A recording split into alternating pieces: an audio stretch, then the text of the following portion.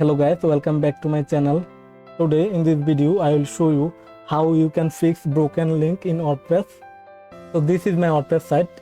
First we need to go our dashboard, and on the left panel here you can see plugin. Hover on this and click on add new plugin. Now here search for broken link checker, and this is the plugin that we are gonna install. Click install now and then click activate.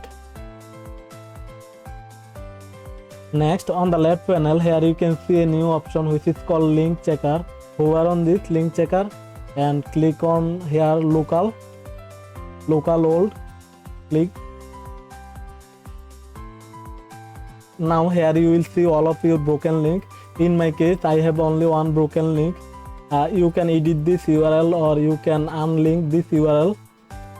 Then you can click details and you will get all of the information about this page. So this is how you can check broken link and you can fix broken link. Thanks for watching. If this video helped you, please do subscribe and hit the like button. See you in the next video.